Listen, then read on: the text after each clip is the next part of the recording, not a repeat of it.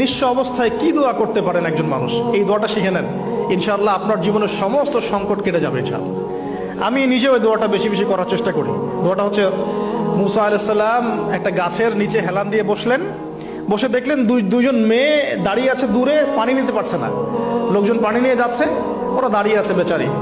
মুসা আলাইহিস সালাম গিয়ে বললেন, কি সমস্যা আপনাদের? এটা নিয়ে আপনারা আবার মেয়েদের সাথে কথা বলার চেষ্টা করেন, ঠিক আছে? তো মাহারাম গায়রা মাহারাম মেনে চলে। তারা বললেন যে আমাদের বাবা অনেক বৃদ্ধ মানুষ, আমরা পানি নিতে পারি না যতক্ষণ না আমাদের কম পানি নিয়ে চলে যায়। মুসা আলাইহিস সালাম একটু বললাম না, ফিজিক্যালি খুব স্ট্রং ছিলেন, থাকে না বডি বিল্ডার, সামনে গিয়ে কথা বলে সরো পানি নিতে দাও, তখন মানুষ একটু মূল্যায়ন করে না। তো মুসা আলাইহিস সালাম এভাবে পানি নিয়ে দিলেন এবং বাছুরদেরকে পানি পান করালেন, করিয়ে গাছের নিচে এসে বসে আছেন। বসে বসে তিনি দোয়া করছেন, এই যে দোয়াটা তিনি দোয়া করছেন, রব্বি, একটা নেক কাজ করলেন, নেক কাজ করলেন না, মানুষের উপকার করলেন, নেক কাজ করে এসে গাছের নিচে বসে দোয়া করছেন, আল্লাহ এখানে তো আমার খাবার পানি বাসস্থান কিছুই নাই, আমি কি করব?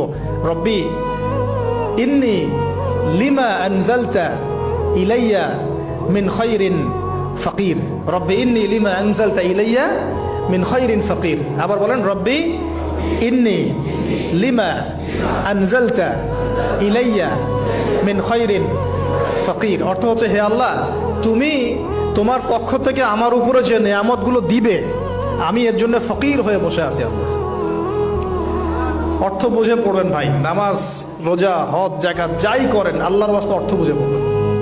অর্থ বুঝে পড়লে আপনার ইবাদতের স্বাদ পাবেন, তৃপ্তি পাবেন, আল্লাহর সাথে কানেকশন হবে, আল্লাহর নূর পাবেন, মাআরিফত পাবেন, সত্য স্বপ্নও দেখবেন তখন ইনশাআল্লাহ। তখন শুয়ে শুয়ে সত্য স্বপ্ন দেখবেন ইনশাআল্লাহ। আল্লাহ পাক তৌফিক দান করবেন। এবার আল্লাহ পাকের সাহায্য নেমে আসলো, ওই দুই মেয়ের মধ্যে একজন হেঁটে হেঁটে চলে আসে। এবার এই মেয়ের হাঁটা সম্পর্কেও কোরআন কথা বলেছে, সুবহানাল্লাহ। এই মেয়ে কিভাবে হেঁটে এসেছে এই হাঁটার বর্ণনাও কোরআন দিয়েছে। কোরআন বলেছে এই মেয়ে হেঁটে আসছে লাজুক পায়ে। এখন আপনি এই পুরো ওয়ার্ল্ডের মেয়েদের হাঁটা দেখেন, লজ্জা আছে? তাহলে মেয়েদের সাথে লজ্জার একটা গভীর সম্পর্ক আছে। এই মেয়ে প্রশংসা আল্লাহ পাক কোরআনে করলেন, লাজুক পায়ে লাজুক ভঙ্গিতে অবনত নয়নে সে হেঁটে আসলো। এখন আপনি কেলে যান, গো টু খেল, আপনাদের টুইন টাওয়ারে যান, দেখেন সবার হাঁটা চলা দেখেন। হায়া লজ্জার কোনো বালাই আছে এখানে? আমি গত লেকচারে বলেছিলাম যে আদম আলাইহিস সালাম এবং হাওয়া আলাইহিস সালাম, ইবলিস তাদের সাথে প্রথম যে আচরণ করেছে ওই ফল খাওয়ানোর পরে, সেটা কি? তাদের গা থেকে পোশাক খুলে পড়ে গেছে, মানে নগ্ন করে দিয়েছে আমাদের পিতামাতাকে, মহাবিশ্ব নগ্ন করে দিয়েছে কে? ইবলিস। তো এখন এই পৃথিবীতে আমরা যারা নগ্নতার চর্চা করছি, তার কার এজেন্ট আমরা বুঝতে বাকি আছে? আমার কথা কি বুঝতে পারছেন কিনা? এই কানেকশন মেলানোর চেষ্টা করেন, ডটসগুলো মেলানোর চেষ্টা করেন। সামনে যাই প্রিয় ভাই, এই মেয়ে এসে বলছে, আমার বাবা আপনাকে ডাকেন, আমার বাবা আপনাকে ডাকছেন। তিনি গেলেন, বাবা শুআয়ব আলাইহিস সালাম। তখন এক বোন ইনডাইরেক্টলি বাবাকে বোঝাচ্ছে যে বিয়ে শাদী দিলে ভালো হয়। এক বোন বলছে যে আপনি তো তাকে পুরস্কৃত করতে চাচ্ছেন, তাহলে এইরকম কবিউন আমিন একজন মানুষকে সবচেয়ে ভালোভাবে পুরস্কৃত করা যায় তার যথাযোগ্য প্রতিদান দেওয়ার মধ্য দিয়ে। তো মেয়ের ইশারা বাবা বুঝেছেন, তিনি নিজের এক মেয়ের সাথে মুসা আলাইহিস সালাম বিয়ে দিলেন, সুবহানাল্লাহ। তবে শর্ত দিলেন, দেন মোহর কি? মোহর তো নাই। মোহর কি এবার? মোহর হচ্ছে 8 বছর তোমাকে আমার ফার্মে কাজ করতে হবে।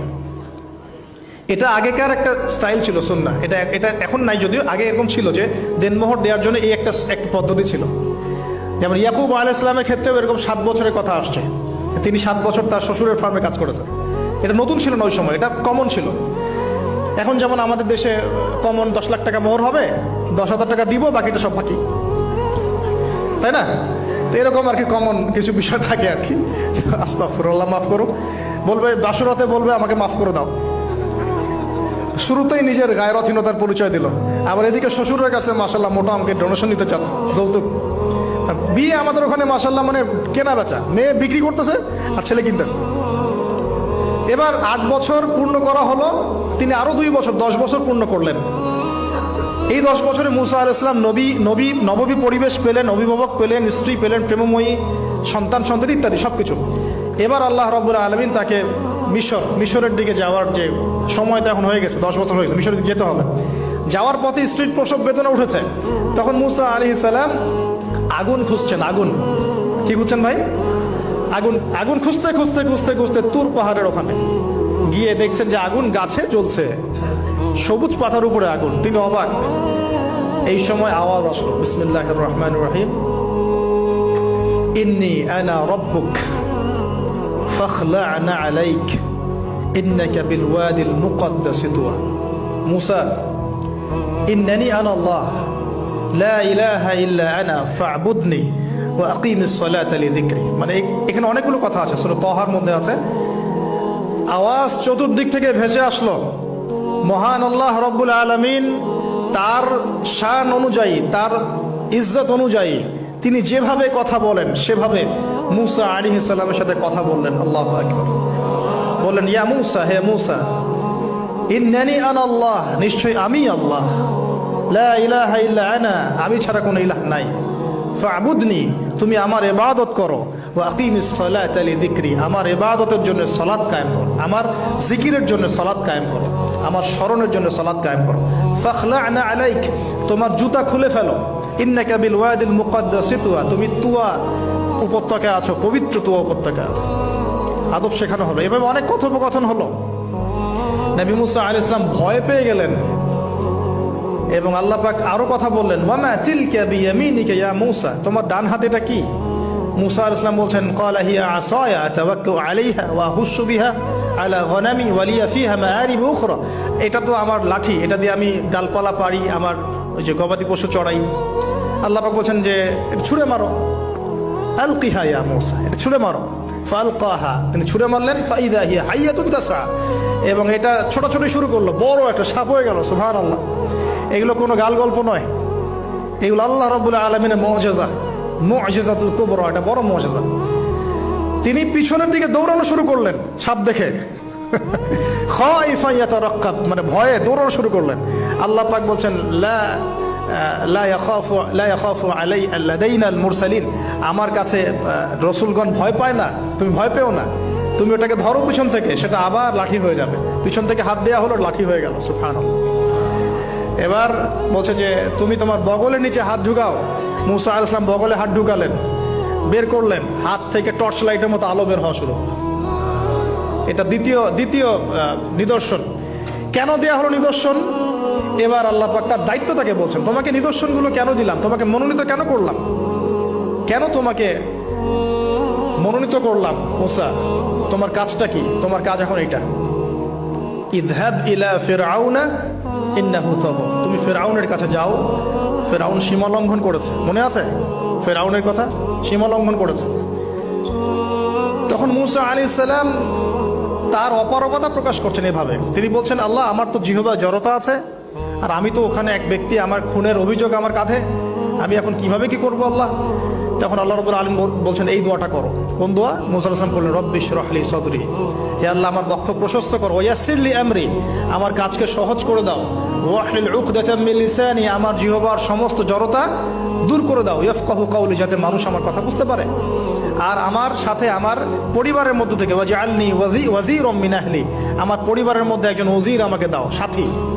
হারুন আখি, আমার ভাই হারুনকে দান কর। সুবহানাল্লাহ।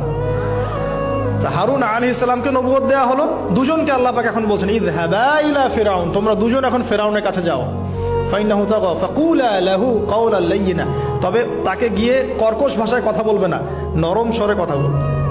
দায়ীদের এখানে সুন্নাহ, দায়ীদের জন্য শিক্ষা আছে, দায়ী আলেম যারা মুবাল্লিগ তাদের শিক্ষা আছে। ফিরআউনের সামনে গিয়ে দাওয়াত দিলেও কিভাবে দিতে হবে? ফাকুলা লাহু কাওলান লাইয়িনা, নম্রভাবে কথা বলো। লাআল্লাহু, কেন নম্রতার সাথে? লাআল্লাহু ইয়াতাযাক্কারু আও ইয়াখশা, হয়তোবা নম্রতা প্রদর্শন করলে সে উপদেশ গ্রহণ করতে পারে, অথবা সে আল্লাহকে ভয় করতেও পারে। আল্লাহ পাক তো আগে থেকে জানেন সে ঈমান আনবে না, তারপরেও আমাদের আদব শিখাচ্ছেন আল্লাহ পাক এখানে। তারা দুজন চলে গেলেন, দাওয়াত দিলেন। ফিরআউন মশকরা করছে, ওয়ামা রব্বুকুম ইয়া মুসা, তোমাদের দুজনের রব আবার কে? হ্যাঁ, মুসা আলাইহিস সালাম বুঝাচ্ছেন, রব্বি আল্লাযী, আমার রব সেই রব যিনি জীবিতকে মৃত করেন, মৃতকে জীবিত করেন, ইত্যাদি। মানে যার হুকুম ছাড়া একটা গাছের পাতাও নড়ে না, যিনি মাটি থেকে সব উৎপন্ন করেন, বৃষ্টি বর্ষণ করেন, সব বুঝালেন।